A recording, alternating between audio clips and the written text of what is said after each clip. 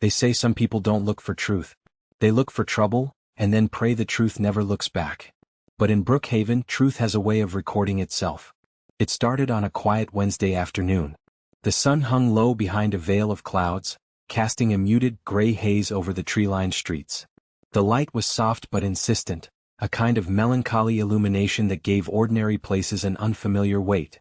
Shadows deepened beneath the eaves of houses, on cracked sidewalks, and in the spaces between carefully trimmed hedges.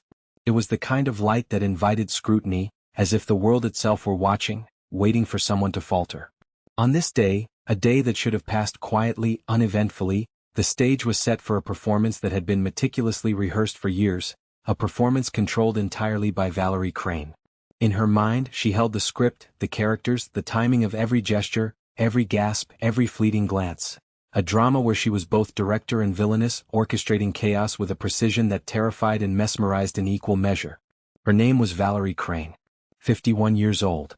Sharp bob-cut blonde hair that gleamed like polished glass, catching the light with a hardness that mirrored her personality. Pale blue eyes, cold and precise, scanning everything as if each person passing by were either a threat to her order or an actor in her judgment. Her posture was always rigid, shoulders squared, spine stiff, as though bracing against the imperfections of the world. Every movement, every inflection of her voice, every tilt of her head was intentional, calculated, surgical in its intent. To her neighbors, she was that woman, the one who measured the length of the grass, monitored the placement of trash bins, and filed complaints for even the smallest deviation from the rules she had silently dictated. In Valerie's mind, any deviation from her exacting standards was a threat, and she thrived on neutralizing those threats no matter the cost. Across the street lived Marcus Hale. 34. Calm, measured, steady. Deep brown skin, eyes that carried patience and quiet endurance, a neatly trimmed beard that gave his face structure and warmth. His build suggested resilience, but also composure, a balance of strength and restraint. Marcus moved through life carefully, with humility, offering help where it was needed without ever seeking attention. He repaired fences, fixed doors, tightened hinges, and never asked for thanks. He believed in fairness, in the invisible contract that bound human decency. If he minded his own business, life would leave him mostly undisturbed. But Valerie did not follow the rules of fairness or civility. Valerie was a storm in human form, silent until it struck, gathering force unnoticed, waiting for the perfect moment to lash out, and her gaze had settled on Marcus long before this particular Wednesday. The day began unremarkably. Birds scattered across the rooftops, their wings brushing the air in faint rustles. Cars hummed along the dampened asphalt, their tires whispering against puddles left from a light rain the night before. The faint smell of freshly cut grass mingled with the lingering aroma of morning coffee drifting from open windows. Marcus knelt on the Johnsons' porch, tightening a door handle that had been loose for weeks. He hummed softly, a quiet accompaniment to his work, a tune only he could hear. "I'll have this tightened by lunch," he told Mr. Johnson with a brief, warm smile. Fixing things made Marcus feel steady, grounded, human, present. Across the street, eyes observed him, unblinking and calculating. Eyes that did not see a helpful neighbor, only a threat to Valerie's fragile conception of order. At precisely 2:17 p.m., the quiet shattered. Valerie's voice rang through the 911 dispatcher's earpiece, a tremor of feigned panic threading through every word. "Yes, hello, this is an emergency. My neighbor is breaking into the Johnsons' house. He's forcing the door. He's dangerous." Her words were loud, insistent, filled not with fear but with anticipation, with thrill. She did not tremble, she vibrated with excitement, with the intoxicating power of chaos about to unfold. Minutes later, police cars roared into the street, tires screeching against the asphalt, lights flashing red and blue in chaotic rhythm. Doors flung open. Officers leapt out, weapons drawn, responding to a threat that existed only in Valerie's imagination. She leaned against her window, a triumphant smile tugging at her lips, savoring the panic she had orchestrated with every ounce of her will. Marcus froze, confusion clouding his expression. "Officers? Everything okay?" he asked, calm, steady, hands raised in deference to protocol. But the officers only heard Valerie's narrative. "Step away from the door. Hands where we can see them. Turn around." Marcus complied immediately, unshaken, his posture deliberate and measured. Years of experience had taught him the crucial importance of restraint and composure. One wrong move, one flinch, and the chaos of assumptions could spiral uncontrollably. Neighbors peeked through blinds, whispers slipping through the spaces of drawn curtains. Some took out their phones, recording. Valerie's eyes gleamed with each reaction, the flash of a camera, a nervous shift, a stifled gasp, each confirming the power she believed she held. But she had forgotten one detail, a detail that would undo her entire performance. Her brand new 4K security camera, aimed squarely at the street, recording every heartbeat, every flicker of motion, every deception, every lie. Officer Reed, meticulous and observant, noted Marcus's calm, the absence of forced entry, and the lack of any evidence of wrongdoing.